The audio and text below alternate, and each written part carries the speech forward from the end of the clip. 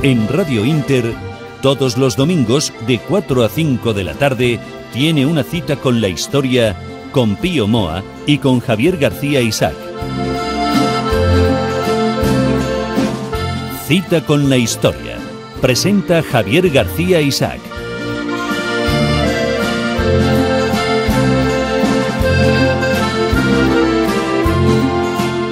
Pues cita con la historia, cita con todos ustedes, cita con don Pío Moa. Don Pío, muy buenas tardes. Hola, buenas tardes. Hoy vamos a hablar sobre la neutralidad de España en el siglo XX. Sí, es una cuestión importante. Antes quiero decir una cosa para nuestros oyentes, y es que este programa no desea quedar en testimonial, sino que aspira a llegar y a cambiar la perspectiva de cientos de miles de personas y, a ser posible, de millones de personas. Y eso es algo que está en las manos de nuestros oyentes. Si nuestros oyentes comprenden la trascendencia que puede tener para la política actual y para el futuro el cambiar la perspectiva sobre nuestro pasado, pues indudablemente creo que se molestarán en difundir este programa, que lo pueden hacer de muchas maneras, desde informar a sus amigos, conocidos, etcétera, como hemos venido diciendo, hasta comentarlo en las redes sociales, difundir los enlaces a YouTube, a los podcasts, etcétera, ¿no? Hay ya muchos oyentes que están colaborando de manera Exactamente. Esto es importante, e insisto en esto. No queremos que el programa se quede en testimonial para unos pocos, sino que tenga una expansión máxima y que llegue a cientos de miles, de personas. Si es sí, porque es un programa de alta divulgación. Es un programa que va contra la ley de memoria histórica, que es una ley que, en cierto modo, está pudriendo la política española. Y me gusta, perdóneme, don Pío, me gusta esa definición, que este programa, uno de los motivos por los que está, es para contrarrestar la ley de la memoria histórica. Sí. Eso es fundamental, ¿no? No solo eso, sino también la concepción de base de la ley y la concepción que hoy se ha hecho de España. Precisamente en el programa de hoy, que vamos a hablar de la neutralidad, trataremos estas cuestiones. También quiero decir que ha salido, tuvimos un programa hace tiempo sobre la División Azul y, bueno, acaban de salir 2 libros sobre la Legión Azul, que fue lo que quedó de la división durante un periodo, en la editorial Actas. Lo digo por la gente aficionada a estos temas que lo sepa. Muy interesante y muy documentado. La editorial Actas ha sacado 2 libros sobre la Legión Azul. Eso es. Muy interesante. Eso es. Bueno, pues vamos a tratar la cuestión de la neutralidad de España en el siglo XX, las 2 guerras mundiales, porque es una cuestión de importancia histórica y política, incluso actual, como vamos a ir viendo. Seguramente esta neutralidad fue el mayor acierto de la política exterior española, de modo que vamos a ver por qué. Ante todo debemos señalar que, pese a su decadencia desde la segunda mitad del siglo XVII, España se había recuperado en parte en el siglo XVIII y se había mantenido como una de las grandes potencias gracias a su poder naval, capaz de desafiar al poder inglés y de mantener su imperio colonial. Durante el siglo XVIII. Durante el siglo XVIII. Esta posición se rompe a comienzos del siglo XIX por la invasión napoleónica. Esta invasión supone una quiebra histórica decisiva. La guerra dejó a España asolada, no solo por los franceses, sino también por nuestros teóricos aliados ingleses, que hicieron barbaridades y atrocidades, sí, por supuesto, ¿no? Que además, y a continuación, España perdió el imperio gracias en gran medida a los esfuerzos de Inglaterra, que al tiempo que edificó su imperio, pues hizo lo posible por hundir al imperio español. No es cuestión de... son hechos históricos, no hay por qué darles demasiada trascendencia actual, pero conviene saberlos. Sí, por lo menos ponerlos en contexto, ¿no? Claro, tampoco, si nosotros no hemos sabido defender nuestros intereses, no podemos quejarnos de que otros defiendan los suyos, aunque nos perjudiquen. Pero la situación fue eso. Y lo que es peor, pues el país quedó internamente dividido entre los que pretendían volver al pasado del absolutismo y los partidarios del liberalismo, que a su vez estaban divididos entre la tendencia liberal y la tendencia exaltada, que a lo largo del siglo XIX se mantuvo esta división con distintos nombres, Y que uno de sus manifestaciones fueron los pronunciamientos constantes, los pronunciamientos militares. La mayor parte de estos pronunciamientos, la gente tiende a creer que los pronunciamientos militares vienen de la derecha, pero casi siempre vinieron de la izquierda. De la izquierda liberal. Los liberales. Los liberales exaltados, la parte, sobre todo, de los liberales izquierdistas, vamos a decirlo de alguna manera, ¿no? En el siglo XIX, la enseñanza superior y la enseñanza en general en España cayeron a un nivel más que lamentable. Es necesario decirlo porque que siempre es una cosa extraña, pero casi siempre se olvida que una de las bases fundamentales del auge español en el siglo XVI fue la enseñanza superior. España era el país que tenía más estudiantes superiores en Europa. Y sin eso no se explica, pero se olvida. Parece que todo eran los tercios, etcétera, pero los tercios había gente muy culta también. Muy culta, efectivamente. Y en todo. La milicia y la cultura iban de la mano en este caso. En gran medida, sí, eso es verdad. Pero es que además no solo la milicia, es que había la Escuela de Salamanca, había un esplendor cultural real, una literatura original y muy, muy interesante, ¿no? ¿En el siglo XIX se rompe todo esto? En el siglo XIX, ya en el XVIII la cultura decae. España tiene una ilustración que es, por una parte, inferior a su nivel del siglo XVI-XVII y, por otra parte, inferior también a las ilustraciones que se desarrollaban en Europa, en Escocia, Inglaterra, Francia, Alemania, etcétera, ¿no? Pero bueno, tiene una ilustración, es decir, no es un desastre, pero también entra en un periodo un poco mediocre. Bien. Luego, en el siglo XIX, la economía...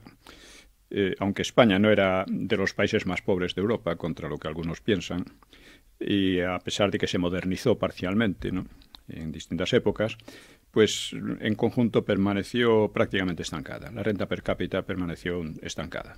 España era un país políticamente de tercer orden, militarmente también, y en el aspecto económico, pues vamos a decir, de segundo orden dentro de Europa. Del conjunto de Europa, claro, que no es solo Francia e Inglaterra. Claro, estaba Alemania, Italia, Albania, los demás países. Claro, Rusia, la mayor parte de los países del este, todos esos estaban en peor situación. Italia estaba en una situación parecida. Los países escandinavos daban una situación, eran muy pobres. O sea, los países escandinavos despegaron ya hacia finales del siglo XIX, empezaron a despegar. Pero durante la mayor parte del tiempo eran países muy pobres. Y el origen de todo esto, de esa decadencia española del siglo XIX, empieza con la invasión francesa. La invasión francesa supone una quiebra histórica. España se divide en dos internamente. Económicamente queda muy, muy devastada. Pierde el imperio de América. En fin, culturalmente queda muy atrasada, ¿no? Y esta es la realidad. Siglo XIX. Es decir, España quedó reducida a una potencia de tercer orden y aunque realizó algunas intervenciones bélicas en América, en Marruecos o en Indochina al lado de los franceses, en posición subordinada a Francia, claro, pues su política exterior general va definida desde los años 30 de aquel siglo por el lema Francia, cuando Francia e Inglaterra estén de acuerdo, marchamos con ellas. Y cuando no están de acuerdo, nos abstenemos. Esta es un poco la esencia de la política exterior española durante el siglo XIX. Es decir, España quedaba reducida en el fondo a un satélite de las dos grandes potencias europeas que antaño habían sido sus mayores enemigas. Sí, ya no formábamos parte de ese escenario, sino estábamos en un segundo orden. Y que habían perjudicado terriblemente a España, ¿no? Quizá nuevamente nos encontramos con el caso de Gibraltar como símbolo, como concreción de esta decadencia. Pues en el siglo XVIII España había intentado recuperar el Peñón. No con mucha fuerza, vamos a decir, con mucho empeño, pero lo había intentado, ¿no? Pero en el siglo XIX el Peñón se convierte en un refugio de las facciones liberales, de algunas facciones liberales, y allí se urden pronunciamientos bajo el amparo inglés. Es decir, que a través de Gibraltar, Inglaterra pasa a inmiscuirse en los asuntos internos españoles. La monarquía inglesa, de alguna manera, fomenta o apoya o da a pronunciamientos de los liberales más exaltados. Y ese es el símbolo más preciso de lo que es la decadencia española del siglo XIX. Es decir, cuando tenemos una colonia, no se llamaba colonia en aquel momento, vamos, era un enclave, una base militar extranjera, en un centro neurálgico para nosotros, y que además no solo, los gobiernos en España pues procuraban estar a bien con Inglaterra, procuraban y toleraban que Gibraltar se convirtiera en eso, en una zona de... No una política de ganas de recuperar Gibraltar, sino todo lo contrario. Sí, más status quo. Efectivamente, se dejaba ahí y al mismo tiempo se permitía que se convirtiera no solo en un centro de contrabando, sino también en un centro de político, conspiraciones, etcétera, ¿no? Luego, con la Restauración, después del fracaso un poco demencial de la Primera República, la Primera República fue realmente demencial. Sí, demencial, además. Quien mejor la definió fue el presidente Figueras. Decía, estoy hasta los cojones de todos nosotros, decía, y se largó a París y los dejó ahí. Sí. No mando ni en mi casa, decía, ¿no? Había una frase... Es decir, que una tatarabuela de mi madre, o no recuerdo, estaba casado con Estanislao Figueras. ¿Sí? Tengo cierto parentesco político. no político ideológicamente, sino... Sí. No, soy un desastre para esto, pero sé que era un familiar materno bien. de mi madre, vamos. Bueno, en fin, pero con la Restauración muchas cosas empezaron a corregirse.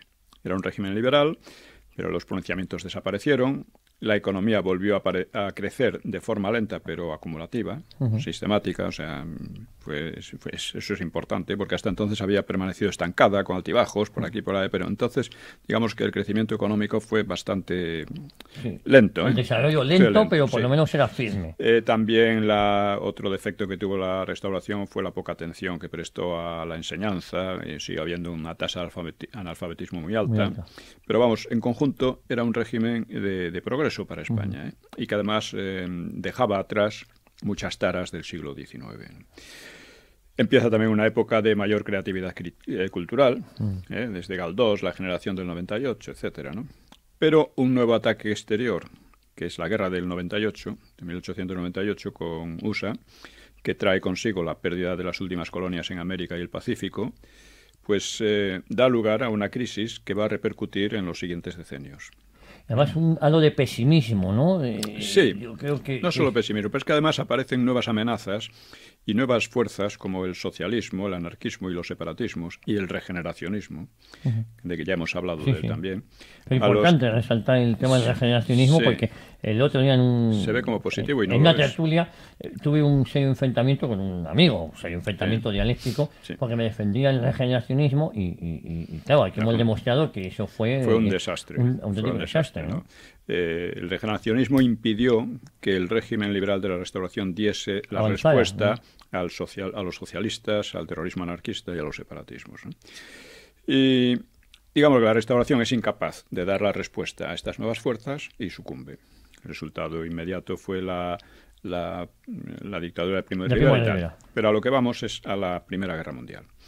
Bien, en plena Restauración, o sea, en 1914, la Restauración termina en el 23, se produce la Primera Guerra Mundial cuando la política exterior española seguía regida básicamente por el concepto de la supeditación a Inglaterra y a Francia.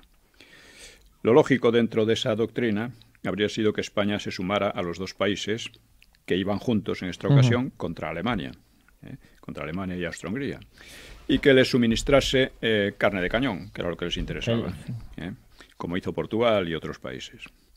En cambio, como vimos en otro programa que hablamos de este tema, España permaneció neutral y en vez de suministrar hombres para las trincheras, lo que habría sido una absoluta miseria para el país, ¿no? Un desastre. Suministró toda clase de bienes agrícolas e industriales a Francia e Inglaterra, porque Alemania no podía, ya que estaba aislada y no había frontera con ella, ¿no?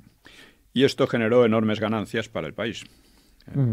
Además, España adquirió prestigio por sus medidas humanitarias con respecto a los prisioneros y heridos de guerra, etcétera, ¿no? Es decir, España no solo le benefició en el aspecto económico, sino de prestigio también internacional. Exactamente. Cosa que no pasó con Italia. Corrígeme usted si me... No, Italia carne de cañón y cayó en la trampa. Prometieron los ingleses y los franceses, prometieron el oro y el moro. Y luego cayó en la trampa. Y mucho peor fue Grecia. Sí. A Grecia también al final la embarcaron en la guerra contra Turquía. Y el resultado fue la catástrofe de 1922. Hay una película verdaderamente durísima griega, pero magnífica, muy bien, se titula 1922, sobre lo que aquello supuso para los griegos. Y eso fue impulsado por estos buenos señores, sus aliados. Sí, Inglaterra y Francia. Claro, ellos defendían sus intereses, que es lo que mucha gente no quiere ver, que no siempre coinciden con los de otros países, ¿no? Aunque siempre hablan en nombre de la libertad y todo eso, sí, pero todo el mundo habla en nombre de la libertad y de muchas cosas. Sí, se elige en nombre de la libertad y luego acaban llevando por delante lo... Sí, ellos van a lo suyo. E incumpliendo las promesas. Bueno, es curioso, un pequeño paréntesis, como Francia, habiendo perdido la Segunda Guerra Mundial, figura como los vencedores de la Segunda Guerra Mundial. Bueno, sí, también. Bueno, eso es otra cuestión. Es otra cuestión, pero entonces, se venden bien. ¿Por qué permaneció España neutral? Según Alcalá Zamora, como ya vimos también, fue por puro milagro, porque las presiones de los beligerantes y de sectores, vamos a decir, serviles a ellos en España, eran muy fuertes. De hecho, había una corriente minoritaria belicista en España que quería seguir aquello de con Francia e Inglaterra si iban de acuerdo, nosotros también. Y Romanones estuvo a punto de meter a España en el conflicto, como ya vimos también en el otro programa. Sí. Y al verse decepcionados, los belicistas, los que querían la guerra, arguyeron que si España no había entrado era por simple impotencia. Era un país impotente. Entonces no entró. O sea, dando a entender que nuestra obligación habría sido, según la política tradicional, marchar con Francia e Inglaterra, suministrarles carne de cañón, etcétera, puesto que ambas iban de acuerdo. Pero solo debido a nuestro atraso y a nuestra incapacidad nos habríamos abstenido. Bueno, pues bendito el atraso y la incapacidad. Sí, si eso fuera cierto, que no lo era, claro. Otros países mucho más incapaces, mucho más impotentes, se vieron metidos en la guerra. Bueno, como Portugal y Grecia en este caso, ¿no? Portugal, Grecia, Rumanía, Bulgaria, en fin, montones más, la misma Italia, ¿no? Y este argumento de la incapacidad o de la impotencia pues es irrisorio, ¿no? Y olvida que España como nación solo tenía problemas menores con Alemania. Hemos tenido roces por las islas del Pacífico y cosas así. Pero en cambio los tenía de mucho peso con Francia e Inglaterra que prácticamente estaban satelizando al país. Y además mostraban en Gibraltar un carácter hostil, ¿no? Es que haber ido a la guerra junto a Inglaterra, por ejemplo, teniendo Gibraltar, es que es un contrasentido. Sí, completamente, ¿no? Y realmente aquella contienda se produjo, al menos en gran parte, por rivalidades comerciales y de mercados. Porque todos ellos, excepto Rusia, el Imperio Otomano, eran países liberales y en gran parte democráticos. Bueno, aquí hemos dicho que Alemania tenía una democracia más asentada que la Inglaterra, la inglesa, perdón, que no podían votar las mujeres. No, ni tampoco en Alemania. Ni en Alemania, el sufragio universal. El sufragio universal masculino. Pero el sufragio universal masculino en Inglaterra es a partir de 1918. Sí, cuando acaba El sufragio femenino en Francia es en 1944, o sea, al final de la Segunda Guerra Mundial. O sea, que eso es una cosa... Pero cuando hablamos de sufragio universal en general, hablando de esto, nos referimos al masculino. Es decir, en aquella guerra a España no se le perdía nada. Solo podía actuar como satélite al servicio de otros, como carne de cañón, y en cambio la neutralidad fue un inmenso beneficio. Ya digo, moral y material. Material y económico. Y político. Además, había otro problema. Porque, como he sabido, por entonces cundía en España la idea de que España no tenía nada que ofrecer, ni posibilidad de desarrollarse a partir de ella misma, de su cultura y tradiciones. Esto lo decía Azaña, las tradiciones españolas no sirven para nada. Por lo cual debía europeizarse. Es decir, España era un problema que debía solucionarse con Europa, como había dicho Ortega, europeizándose. Ahora bien, ¿qué era Europa para ellos? ¿Y qué significaba europeizarse? Europa era fundamentalmente Francia e Inglaterra. España, por lo tanto, debía asimilarse a ellas haciendo tabla rasa de sí misma, en cierto modo, ya que la historia y tradiciones de España eran despreciables, enfermas o anormales, porque estos eran los adjetivos que se aplicaban a España y su historia, ¿no? Para Ortega, Europa incluía a Alemania, porque se había formado en parte allí, pero Alemania se había convertido en poco tiempo, y esto es interesante, se había convertido en una gran potencia precisamente por apoyarse en su experiencia, en su cultura y en su historia, y no satelizándose a Francia o a Inglaterra. tomando cosas de ellos, claro, porque siempre se toman cosas, pero eso es básicamente sí. mientras que aquí lo que se quería era arrasar toda nuestra tradición, nuestra historia, para volvernos franceses o ingleses o lo que le diera la gana, europeos, como ellos decían, ¿no?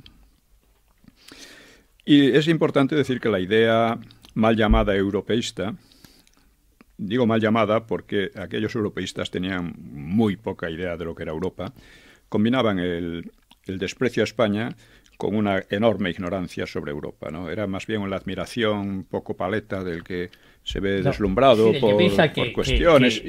Que Francia, París o Londres, en este caso las capitales... sí, que son la gran maravilla y que España no significa nada y que de España no se puede sacar nada, pero no se dan cuenta de lo que hay detrás de Londres y de París, de sus propias tradiciones, de su propio esfuerzo, y que se creen que aquí, porque además eran enemigos cerriles de la Restauración. Es decir, ellos creían que liquidando la Restauración España se iba a convertir en Francia o en Inglaterra, ¿no?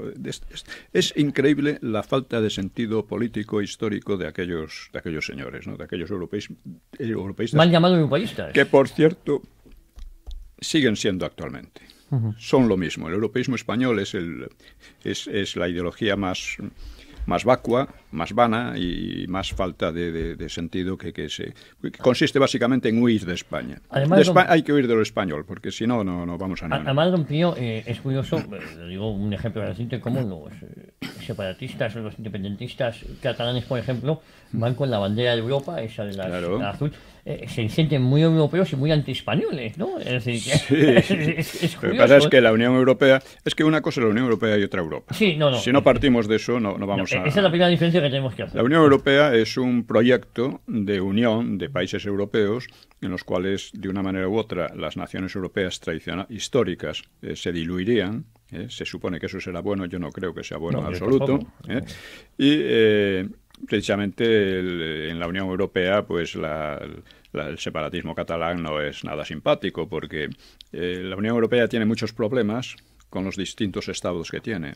Si estos estados se multiplican, ya el caos estaría sí, pero es curioso cómo caen en esa trampa. El independentismo es amigo del que sea menos. Claro, pero no hay que olvidar una cosa, y es que si España no soluciona el problema, la Unión Europea no lo va a solucionar. Eso nunca. La Unión Europea mirará a otro lado. Por supuesto, ¿no? Entonces, la idea mal llamada europeísta es la base de muchas actitudes políticas que siguen hoy en pleno vigor. Y obsérvese que todos los partidos en España, yo creo que todos, no sé si alguno no, se declaran europeístas. Sí, no hay ninguno escéptico. No hay ningún escéptico como hay en Inglaterra, en Francia, en otros países. En este sentido somos los menos europeos de todos, ¿no? Aparte de que la Unión Europea se está construyendo sobre una base también de ruptura con las tradiciones europeas. Con el cristianismo y con muchas otras tradiciones. Por ejemplo, es una Unión Europea anticristiana que intenta además crear una especie de multiculturalidad que no responde tampoco a lo que ha sido Europa, en fin. Sí, se falsifica de alguna manera la historia también, ¿no? Sí, por completo. ¿No? Don Pío, si te parece, vamos a hacer una brevísima pausa. Sí. Nada, minuto y medio, unos interesantes consejos publicitarios y volvemos aquí en Cita con la Historia y la neutralidad de España durante el siglo XX.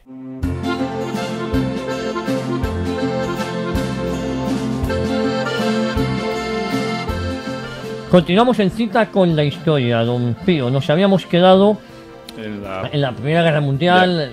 El caso es que vamos a ver, porque hay la diferencia entre la Primera y la Segunda Guerra Mundial. La Primera Guerra Mundial, entre las grandes potencias europeas, pues alumbró un mundo nuevo.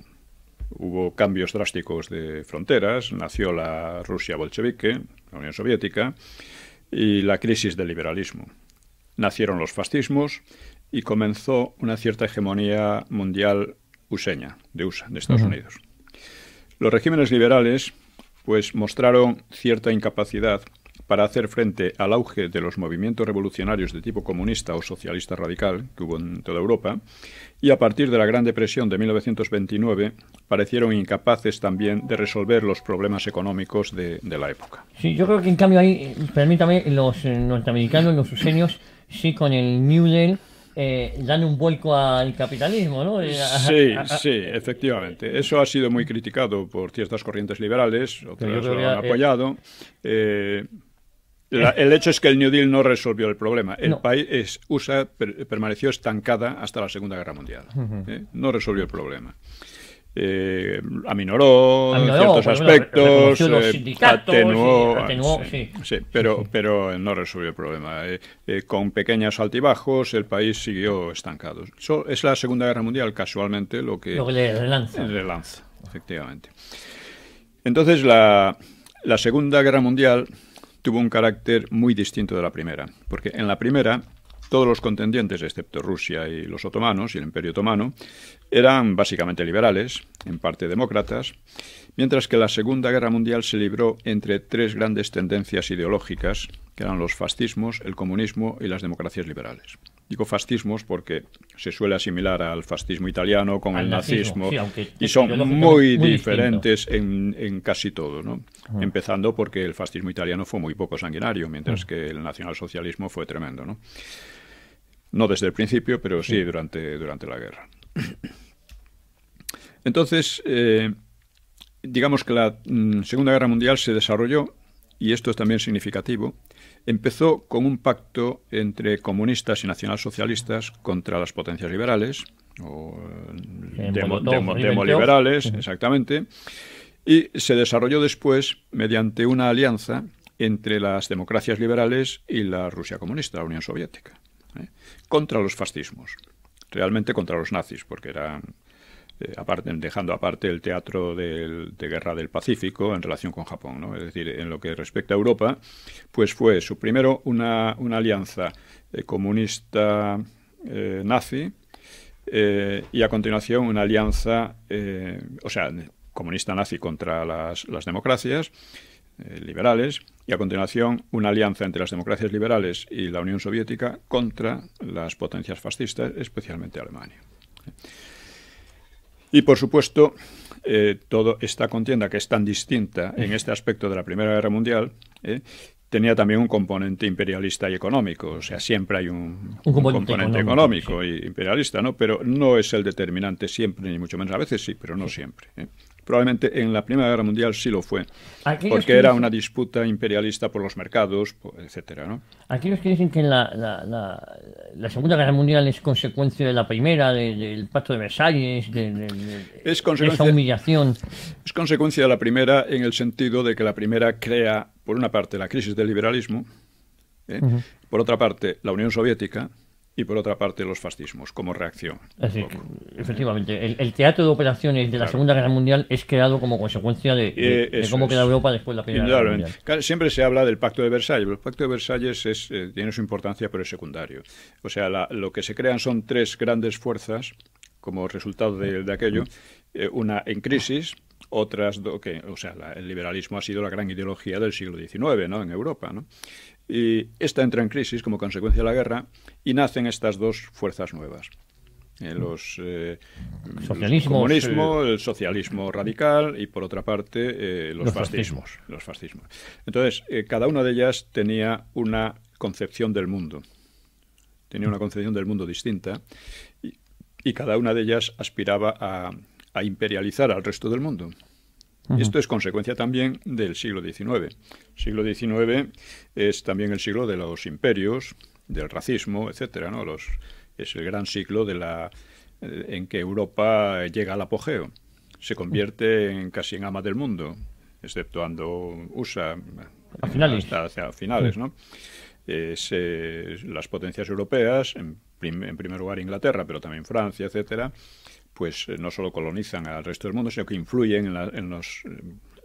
convierten en semicolonias incluso a países tan inmensos como China, ¿no? Es decir, les imponen sus políticas, les imponen sus directivas y sus intereses. Un caso típico fue las guerras del opio, por ejemplo, es decir, obligaron a China a aceptar el opio, que era el negocio que tenían sobre todo los ingleses, pero también useños. Bien, entonces en esa época además se desarrolla la idea de que, claro, esto es consecuencia de una superioridad racial de la raza blanca, en particular de la raza de origen germánico, porque otra cosa que se ve cuando Alemania derrota a Francia, Prusia derrota a Francia en 1870, la guerra franco-prusiana, también se vio que, claro, las razas latinas estaban en decadencia. Cuando USA derrota tan fácilmente a España, se dice lo mismo, es que las razas latinas son inferiores, están en decadencia, no es lo mismo, es la época de las razas germánicas, ¿no? Que eso era una tesis fundamental del nacionalsocialismo, pero también la tenían los ingleses y los separatistas vascos y catalanes. Sí, bueno, pero ahí es ridículo porque ahí no tiene ninguna... Pero en USA y en Inglaterra, en Francia, también... Apoyaban eso. Cultivaban esa concepción, que parecía normal, incluso se decía que era científica, ¿no? Bien, esto es... hay, ya digo, tres concepciones del mundo, tres ideologías básicas, liberales, que son estas, que son fascismo. las que se enfrentan en la Segunda Guerra Mundial. Bien, España, ¿qué le corresponde en eso? Pues la posición de España también podía definirse como en la Primera Guerra Mundial. A España no se le perdía nada en aquella contienda. Aunque pudiera verse, corría el peligro, claro está, mucho más que en la Primera Guerra Mundial, corría el peligro de verse anegada por unos o por otros, porque los alemanes, así como en la primera no teníamos frontera con Alemania, en la segunda sí teníamos frontera con Alemania. Teníamos frontera con Inglaterra, de hecho, y con Francia, ¿no? En Marruecos, ¿no? Sí. Y en parte, ¿no? Es decir, que el peligro era muchísimo mayor. Era muchísimo mayor. Y además, dada la potencia extraordinaria de las fuerzas que entonces desatadas, ¿no?, sobre el continente, pues podían llegar a España y arrasarla, ¿no? Por eso, España no estaba comprometida en estas tres ideologías, o solo muy parcialmente. Primero, España había ensayado una parcial democracia liberal con la Segunda República y esta había fracasado. Había conducido rápidamente a procesos revolucionarios de corte soviético o anarquista, y los cuales dieron lugar a la guerra civil. Es decir, se veía como un fracaso radical. Y aunque se ha definido al bando nacional y a su régimen como fascista, y es verdad que tuvo algunos rasgos en común con el fascismo italiano. Estéticos, ¿no? Sobre todo italiano, ¿no? Sí, estéticos y de concepciones generales. Lógica, a lo mejor, ¿no? Pero realmente no era un fascismo. Porque hay que partir de que el fascismo era una ideología modernista, una ideología laica, en muchos aspectos anticatólica y antirreligiosa, mientras que todas las fuerzas nacionales se definían como católicas. Esto es un cambio muy importante, porque esto no pasaba en ninguna de las tres fuerzas que estaban, ¿no? El liberalismo era un poco, digamos, indiferente en materia religiosa, el comunismo era antirreligioso. Era beligerante. Era beligerante, y los fascismos pues eran entre paganoides, medio ateos también a veces, etcétera, ¿no? Por lo tanto, digamos que la ideología del régimen nacional en España pues era diferente. Es decir, no tenía por qué comprometerse con ninguno de ellos. No tenía por qué hacerlo. ¿Y por qué se definían como... Esto es muy importante. ¿Por qué se definían como católicos los nacionales? Pues porque consideraban que la raíz de la mejor cultura y de la plenitud histórica de España tenía ese carácter, era católico. Y que en el siglo XVI, principios del XVII, ¿no? Y es verdad, España había sido la gran defensora del catolicismo frente al protestantismo, como frente a los turcos, como frente a los ingleses. Es un avance siempre. Etcétera, ¿no? Sí. Y consideraban, ya digo, que la raíz de la cultura y que le había dado la gran plenitud a España, pues era el catolicismo, ¿no? La religión católica, ¿no? Y de hecho, en base a eso, perdóneme, es con lo que se hace la unificación, ¿no? Quiero decir, la unificación, la reconquista. Uno de los motivos, o un motivo de unidad. Eran los cristianos contra los musulmanes, ¿no? Y esto es muy importante, como digo, ¿no? Porque además se interpretaba que España había decaído porque había ido renunciando al carácter católico para asimilarse a corrientes foráneas, a corrientes extranjeras, lo que había redundado en graves fracasos históricos, y entonces esperaba que, recuperando las raíces y tradiciones propias de España, se recuperaría también la fuerza creativa y la potencia material del siglo XVI. Bueno, esto es una interpretación que viene de Menéndez Pelayo, se apoya también en Pemán, en Pemartín, etcétera, en la época de la dictadura de Primo de Rivera, pero tiene un grave fallo. y es que efectivamente España era católica en el 16, pero seguía siendo católica en el 17 y en el 18, en las épocas de decadencia. Porque además esto venía unido también a la idea de la monarquía. Lo propio de España, lo que había dado la grandeza a España era la monarquía. Sí, le había dado, pero después había seguido teniendo reyes. Sí, sí. Es decir, que es un... Fernando VII era rey, por ejemplo. Es un pensamiento político un poco precario. Pero digamos que en España... una visión simplista. En el siglo XX todas las ideologías han sido muy simplistas en España. El liberalismo en el siglo XIX es muy simplista, no tiene un pensamiento propio de cierta profundidad, como lo tenían los ingleses u otros, ¿no? El marxismo en España ha sido un poco de muy burdo. Muy burdo. No ha aportado nada a su propia teoría. ¿Y por qué? Porque no se plantea problemas. La cuestión, la decadencia de España, es una opinión personal, como la decadencia de casi todas las culturas, nace cuando no se plantean nuevos problemas y cuando se considera que, claro, cuando un país llega a un cierto apogeo, pues tiende a considerar que lo que le ha llevado a ese apogeo es válido ya para siempre. Y nunca es así.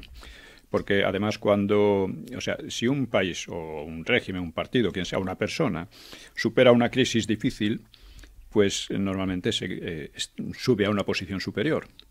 Pero esa posición superior ya crea nuevos problemas que hay que afrontar. Y si no reconoces esos problemas y si no vas por ahí, pues y no va en la visión anterior, porque la visión anterior valía para superar la situación anterior, no la nueva. Claro, eso viene del estancamiento. Eso es lo que pasó también con la cultura musulmana en España, y en general.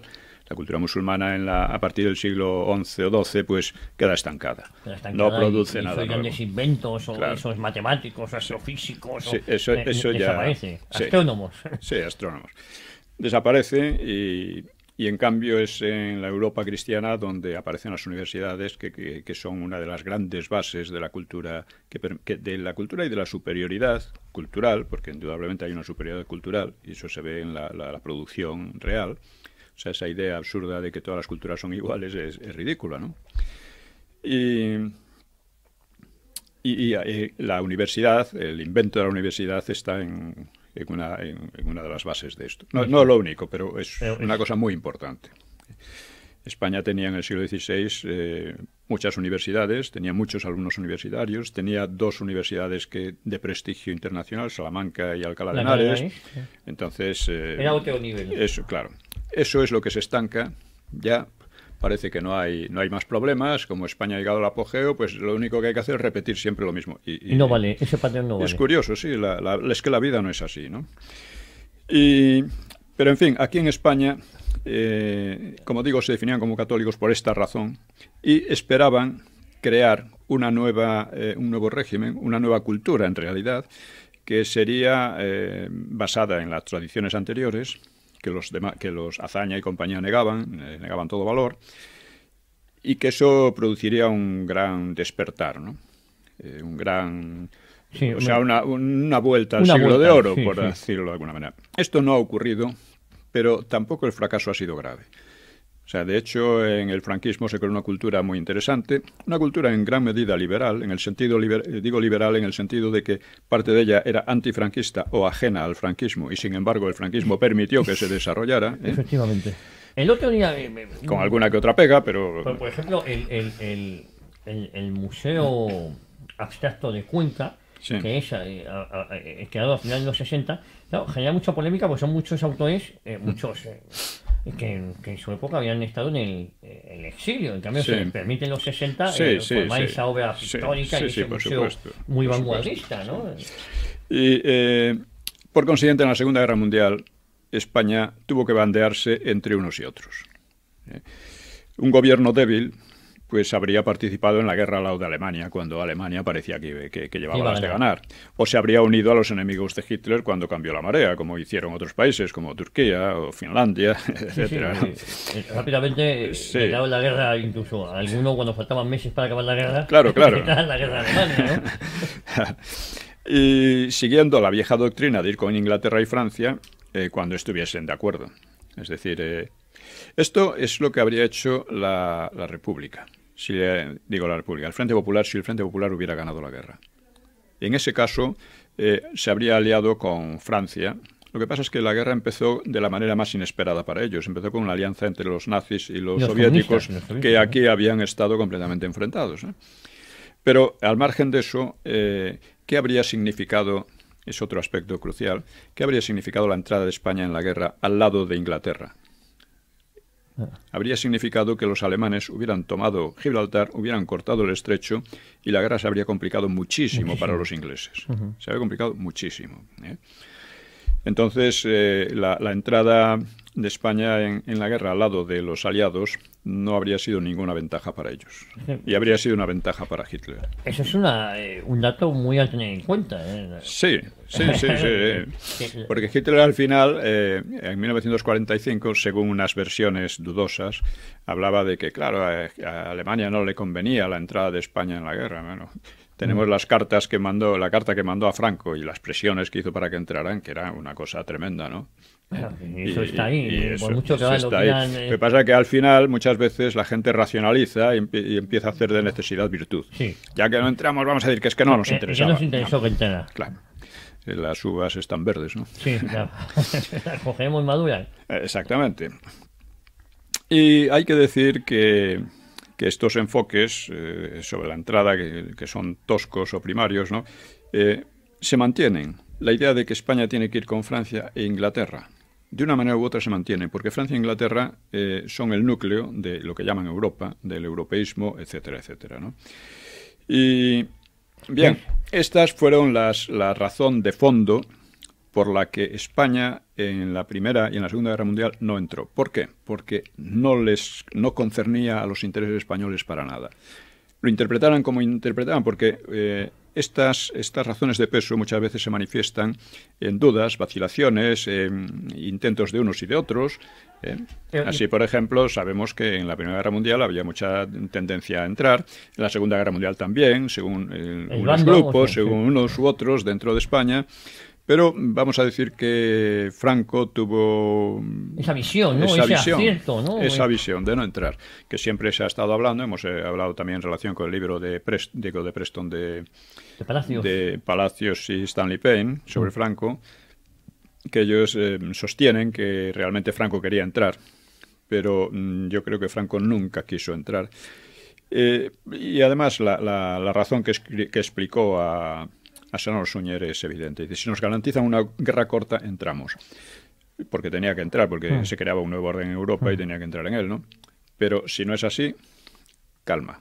Yo creo que y tranquilidad. tuvo una grandísima visión, sí. Entrando. Además, yo creo que también no había ningún tipo de afinidad con Adolfo Hitler. Y Hitler podía existir. Bueno, con Mussolini, algunas sí, alguna afinidad sí había, ¿no? Yo creo que no hubo feeling personal, ¿no? No. Franco y Hitler eran muy distintos. Hitler consideraba a Franco, bueno, por una parte le respetaba, pero la prueba es que se desplazó hasta Hendaya para hablar con él, para verle. Pero por otra parte, al ver sus reticencias y sus maniobras, terminó por considerarlo un clerical despreciable, porque los hitlerianos despreciaban al catolicismo, en definitiva, ¿no? De ahí vino también la carta encíclica de Pío XI, Mit brennender Sorge, con gran preocupación sobre el rumbo que tomaba el nazismo en Alemania, atacando la educación religiosa y atacando al individuo en nombre del Estado y en nombre de la sociedad, y que es una postura liberal, vamos a decir. Sí, pero en cambio con Mussolini sí llega a la Santa Sede a un acuerdo, ¿no? Sí. Después de muchos años... Por supuesto, y con Hitler también, sí. Porque Hitler, los dos son oportunistas, no creen ni les gusta la Iglesia católica, pero saben que es una fuerza social importante y que tienen que contar con ella. Entonces, en lugar de enfrentarse directamente, por una parte llegaban a acuerdos y por otra parte le estaban quitando el suelo, socavándole por debajo, ¿no? Vamos a hacer la última pausa publicitaria. Volvemos en minuto y medio.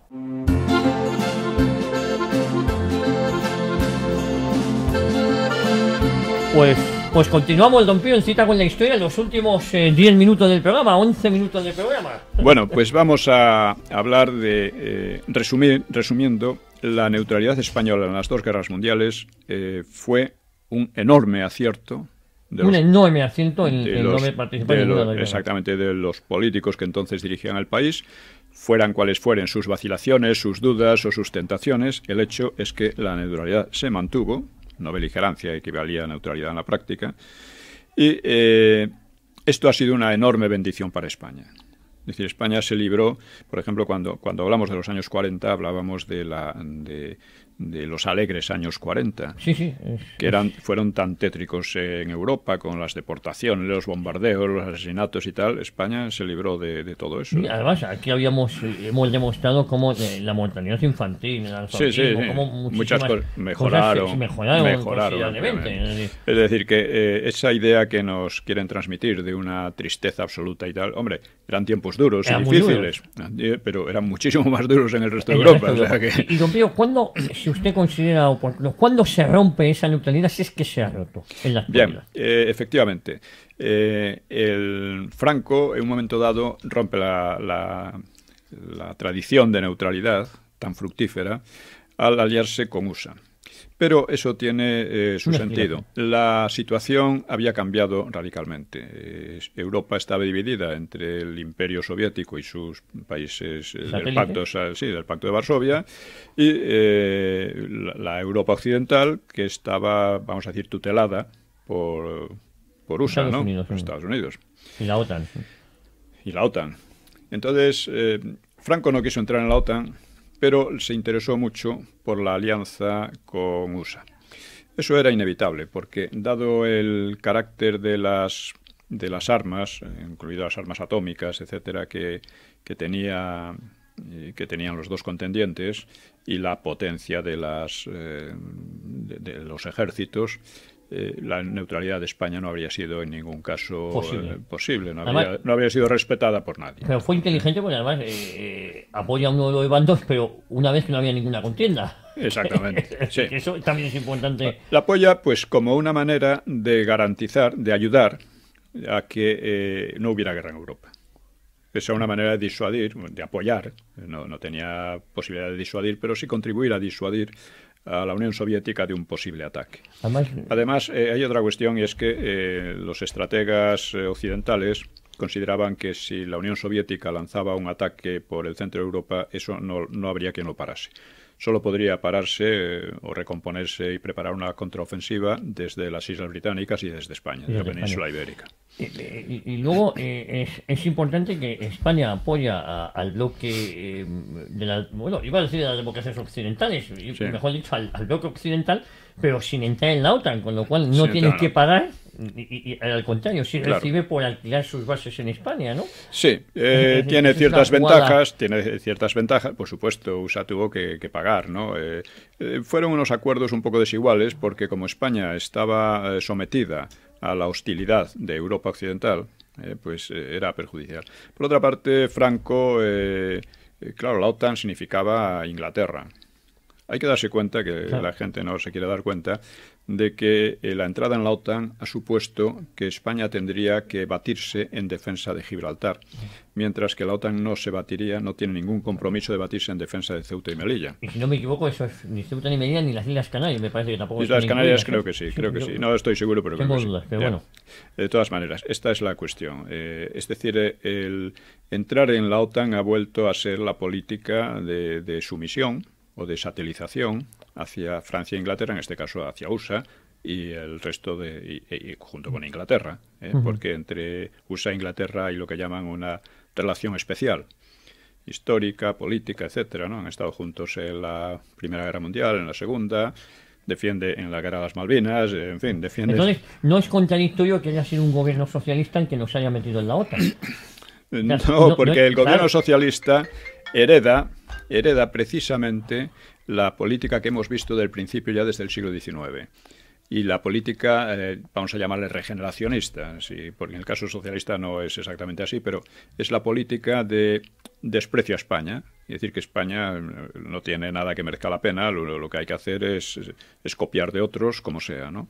Y es indudable que otros países nos pueden suministrar cosas muy interesantes y que debemos ser capaces de asimilarlas, pero no renunciando a nosotros, no renunciando a lo nuestro.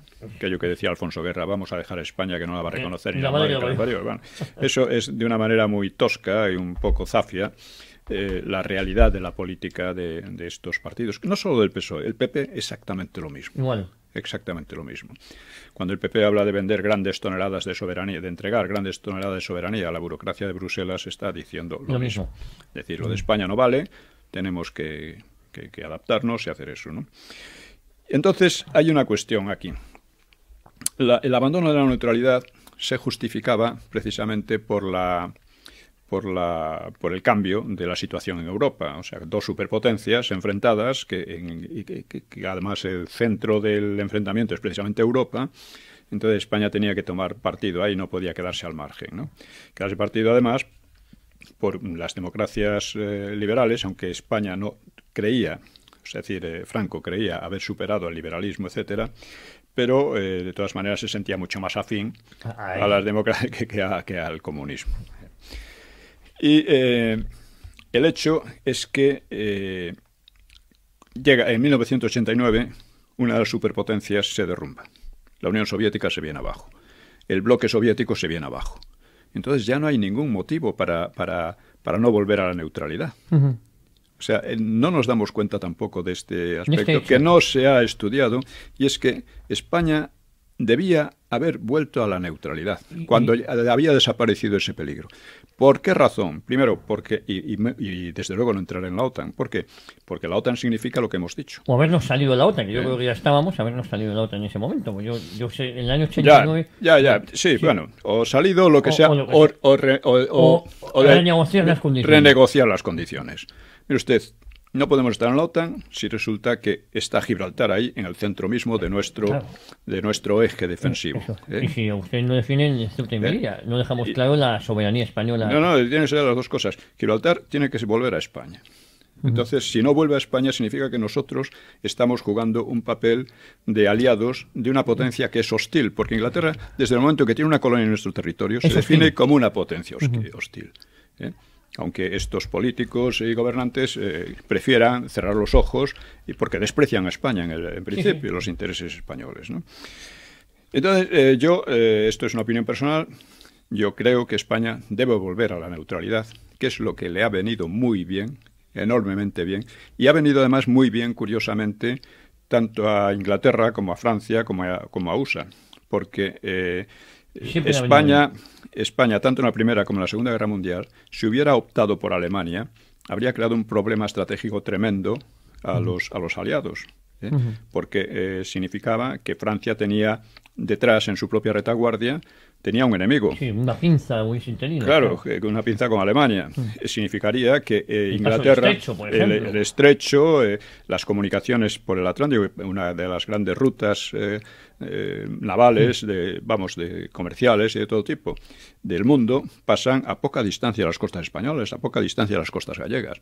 O sea, el problema para estos habría sido terrible. Y posiblemente si España entra en la Segunda Guerra Mundial hubiésemos adaptado a la Portugal de Salazar. No lo sé, o aunque solo sea simbólico, pero hubiese sido, a nivel de costas, hubiese sido importante. Sí. Bueno, la cuestión fundamental es que no hay motivo para estar aliado con estas potencias que ni nos van ni nos vienen sus intereses nacionales, aunque podamos tener afinidades desde el punto de vista ideológico, como democracia, etcétera, ¿no? Pero desde el punto de vista nacional no tenemos esas afinidades, y que además nos colocan en una posición de servidumbre y de satelización que un gobierno que se sintiera español, que fuera patriótico, no podría tolerar. Además, hubiésemos podido llegar a acuerdos actualmente con Rusia, acuerdos económicos. Sí, no, de hecho se hacen. Hubiésemos tenido libertad, pero mucha más libertad, ¿no? Tenemos mucha, claro, o sea, España no tendría por qué ser hostil ni a la OTAN, ni a USA, pero ser independiente de ellos sí.